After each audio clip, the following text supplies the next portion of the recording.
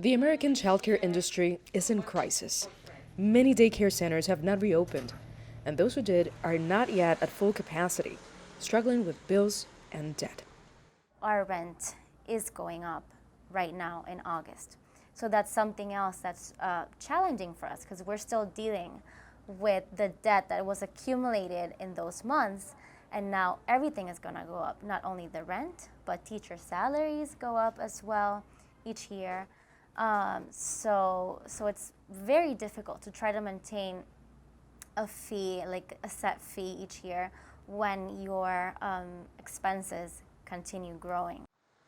Georgette Bracci is a co-director of Mia Piccolo Montessori School in downtown Miami. Demand is starting to pick up, she says, because there are now fewer schools.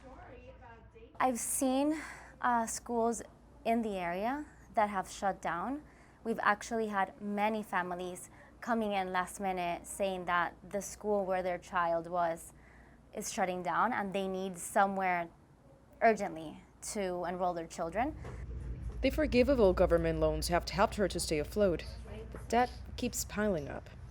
Bracci also applied for an additional loan from the Small Business Administration, which must be repaid. To put in perspective how essential these centers are for the economy, 60% of children ages 0 to 5 spend an average of 33 hours per week in daycare. What's your turn? These centers also had to take on more responsibilities during the pandemic. The burden of keeping children healthy and safe, in many cases, fell on providers that were barely surviving on thin budgets. Lina Perez is teacher and director of the Kidston Learning Center in Doral, a mainly immigrant community in Florida. We were like in a huge crisis. We said, we are putting our life in risk. We are doing our best to be open, so we need to increase our monthly payments. So we was thinking that everybody was in the same crisis, so we tried to increase at least like $20. That's what we did. But that wasn't enough. So for the new school year, we're planning to do another increase because we need to cover all the debts that we have. We have debts in our rent, we have debts in some loans that we have to start paying right now. So we are planning to do an increase for the new school year. Her rent is $21,000 a month. Students are coming back. Perez tells us she has a waiting list, but the good news comes with an unforeseen challenge. We can find stuff. Teachers don't want to work. The industry lost around 360,000 jobs. That's roughly 1/3 of its pre-pandemic workforce. The Biden administration plans to alleviate the childcare scarcity and its high costs.